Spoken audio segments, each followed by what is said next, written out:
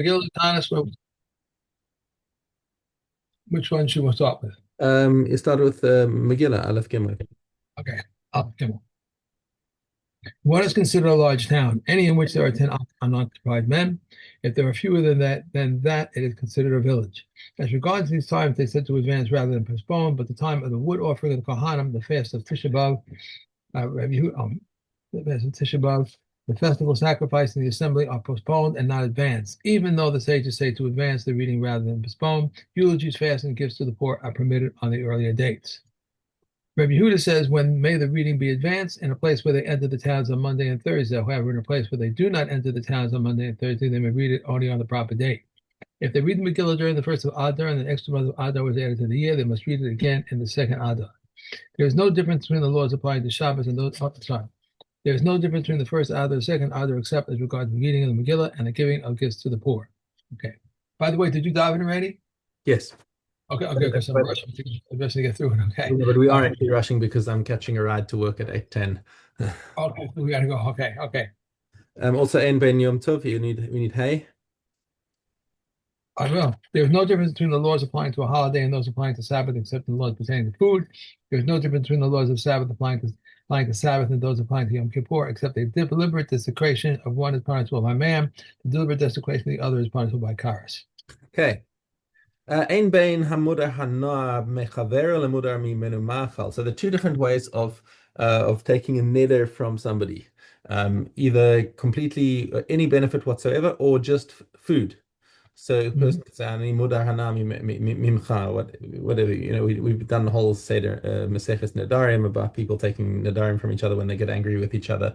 Um, okay, so the difference between mudar hana and mudar machal is drisas haregel and v'kelim she'ein osim bahen ochel nefesh.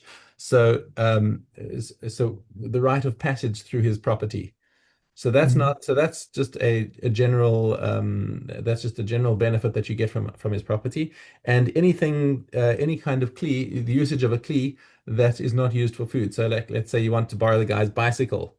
So that's not used for that's Right. not food. That's not food benefit. But you couldn't borrow something that was made for that like a pot Mhm. because ultimately you're going to wind up getting your benefit in terms of food. And also, you can only have this kind of benefit, not written explicitly over here, but the Mefarshim explain that this is also talking where it's not generally the derech to charge a rental for these things.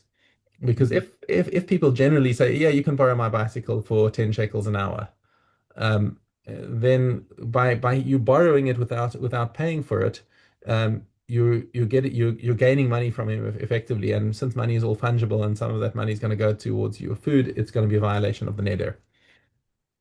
So the only difference between these things, so here's another Ein Bain, Muda Hana, Muda Machal is just rite of passage and borrowing kalim that aren't used for food. Okay, Ein Bain Nadarim Lenadavos. Once we're talking about Nadarim, we're also talking about Nadarim about bringing a korban. So between Nadarim and Nadavas, the two different lashonos. And what's the difference between them when it says Hare Ze Alai or Hare Alai and Hare Ze? All right. So if you point at an animal and say this over here is going to be a korban olah, that's called a nadava. And hare alai ola. If you put the obligation on yourself, that's called a neder. Okay, what's the difference between them? You still, whether you made a nadava and a neder, you have to bring it within three the shalosh regalim. So you've got a certain time period within which you have to bring it. But the difference is, "Ela shenadarim chayev b'achrayusan u'nadavos enu chayev b'achrayusan." You've put a responsibility on yourself with a neder. So if the animal dies or is lost, you have to bring another one. Whereas if you just designated an animal and that animal died or was lost, then it's too bad. Then there's no need to replace it. Okay.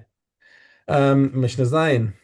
Ein bein zav haroeh shtei re'iyos leroeh shalosh. Okay, when we have a zav, there are three stages. Okay, there's if he sees it the first time, he's basically just a Balkari. If he sees it a second time, now he becomes a zav, and he becomes and he's metame with by sitting on things. So he's metame with midras. So even by standing on something, by putting his weight on it or whatever, he transmits the tumah. And when he sees three times, then his din is almost the same as two times. What's the difference? And that's what our Mishnah is coming to teach us. The difference between the Zav who saw two times and saw three times, Ela Korban. The only difference is that the Zav who saw three times now has to bring a Korban. Okay, he has to, and until he brings that Korban, he's not allowed to eat any Kodshem. Okay. Okay, so that's really the only practical difference between them because all the dinim of Tuma are the same between the two cases. Ein bein Metzora muskar le Metzora muchlat. So Metzora, we know Metzora from Tzaras. If a Kohen sees something on a person's skin and he suspects it may be a Tzaras affliction, he puts him into Hesker, he puts him into quarantine to see if the thing grows. But Hmm. while in Hesker, his dinim are exactly the same as those of a regular Matzorah, of a confirmed Matzorah. And that's what our mission is telling us, that there's no difference between the Matzorah Muskar and the Matzorah Muchlat, Ella, Priya, or Frima. The only difference in halacha between the two cases is that once you're confirmed, now you have to tear your clothing and cover and what's it cover yourself up. And no haircuts. Okay. That's the only difference in the halacha of these people while they are in the state of tuma. And now, what happens when they become purified? Ein bein tahor mitoch hesker letahor mitoch hechlet. So both of them can become tahor if through without going into the halachas of taras right now, but both of them can become tahor again. And once they become tahor, what's the difference between them? Um, the only difference is tiglachas or tziporim. Is that if he was muchlat, he still has to bring the korbanos, right? He has to do the whole ritual with the bird and then and bring bring that korban, but and he has to have that special shave and having become purified, which the one who comes out of quarantine doesn't have to do.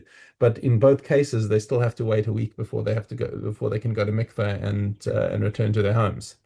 Okay. Okay. Okay. Yes. Ein bein sfarim letfilin umezuzos. There's no difference between scrolls of the like say a Sefer Torah or tefillin and mezuzahs. Ela she'asfarim nichtavim b'chol lashon. Scrolls may be written in any language. Tefillin and mezuzahs einan nichtavos ela asheres.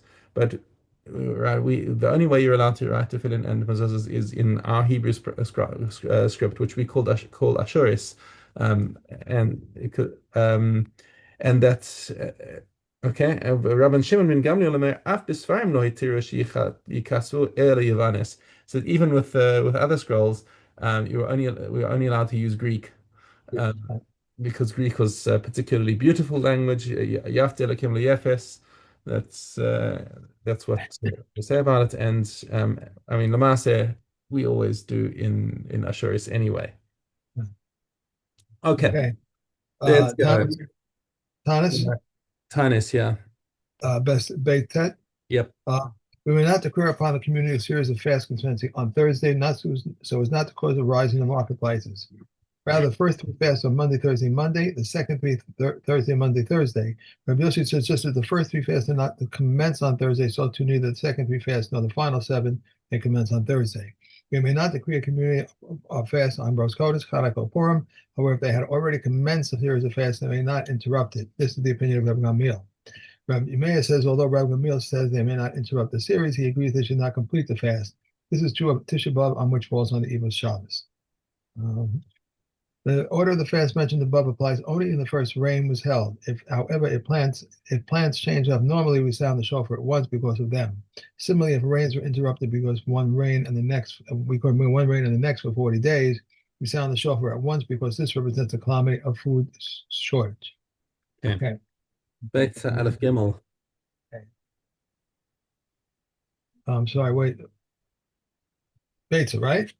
Mm-hmm. Okay, I thought you said something else. Okay. I'll get one.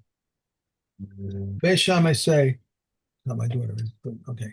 Beis Shammai say we may not move the ladder from one doorknob to another, but may lean it from one window to another. Beis Hillel permits it. Beis Shammai says we should not take doves out of the dove cart on Yom Tov unless one has held them before Yom Tov. Beis Hillel says they may stand and say this one and that one I will take. If one is designated before Yom Tov black doves, but on Yom Tov found white doves, where he had designated white doves and found black doves, where he designated two and found three, they're prohibited. If he designated three but found only two, they're permissible. If the designated doves had been in the nest, but he found doves in front of the nest, they're prohibited.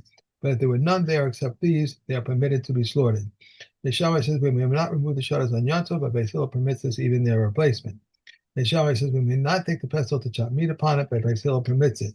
The Shammai says we may not put the hide of a fresh assorted animal where it will be trampled, nor will we pick it up, unless meat, the volume of an olive is on it. Beis Hillel permits it. The Shammai says we may not carry out neither a small child, nor a lulav, nor a Torah scroll to the public domain. Beis Hillel permits it. The Shammai says we may not deliver challah or the Kohen's gifts to a Kohen on Yom Tov, whether they're separated yesterday or they're separated today. But Beis Hillel permits it. The Shammai said to them, this is an analogy. This is an analogy. There is an analogy. Challah and gifts are granted to the Kohen, and Truma is a grant to the Kohen. Just as we may not bring the Truma to the Kohen in Yom Tov, Oh, so we may not bring the. just a second. I think we've gone too far. I'm now on above. Yeah, we've gone too far. Let's move. Okay, That all is for right. tomorrow. Yeah. Um, Okay, so okay. okay. Erevin Yud Gimel.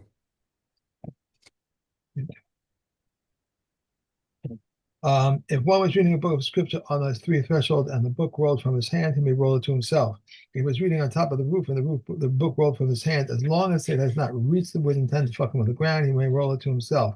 Once it's reached the end to fuck him, he should turn it over on his writing. Rabbi Yehuda says even if he only moved from the ground by the width of a needle, he may roll it to himself.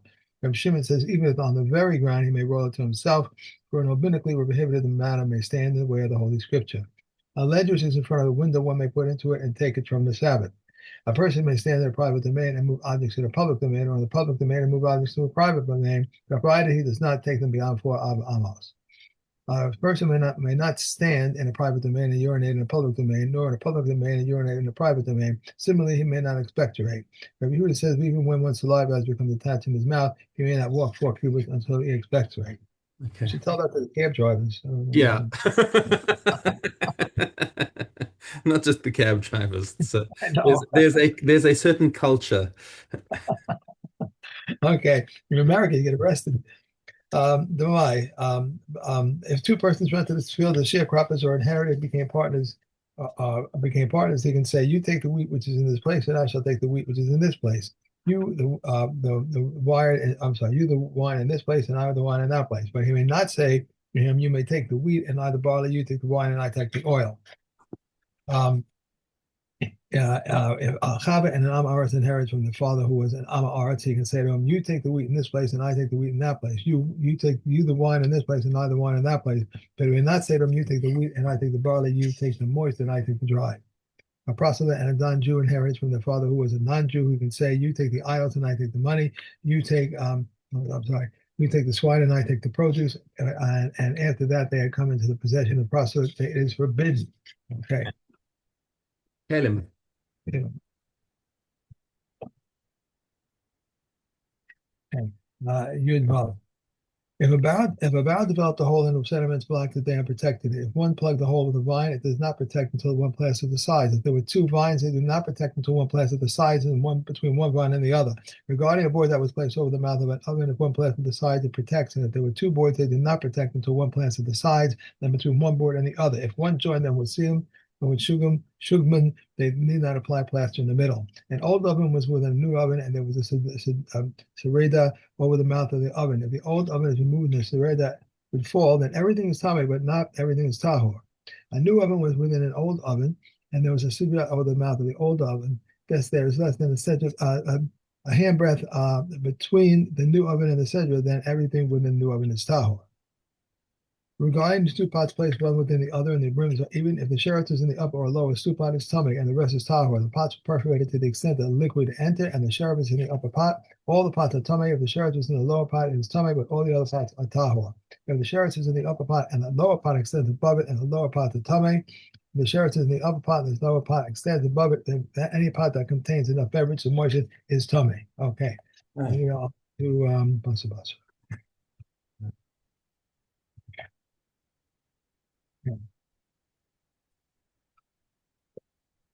We have the Ted Zion. If someone distributes his property orally, Reb Eliezer says whether he is healthy or dangerous, properties which have become subject to a lien or acquired through money, a document, or an act of possession. Those which cannot become subject to a lien are acquired only through Mishna. They said to him, it occurred with the mother of the sons of Rachel that she was ill, and she said, give my veil to my daughter. It is worth 12 money, and she died, and they upheld her words. And he said to them, is that right? Mm-hmm. Right. And he said to them, as to the sons of Rachel, their mother should bury them. The Chachamim say on the Sabbath his words are upheld because he cannot write, but not on weekends. Where Jews says they had lit on the Sabbath, they said it on the Sabbath and certainly weekdays. Certainly one can acquire in half of a minor, but one cannot acquire in half of an adult. Rabbi Yeshua says that they said it to a minor and certainly for an adult. If a house collapsed upon a man and his father, upon him and from one whom he inherits, and there was a wife who were a creditor's claim outstanding against him, the father's claim, Herod's claim that the son died first, and then the father, while the creditor's claim that the father died first, and then the son. Peshama said they divide the estate. Megilla said the property retains its status.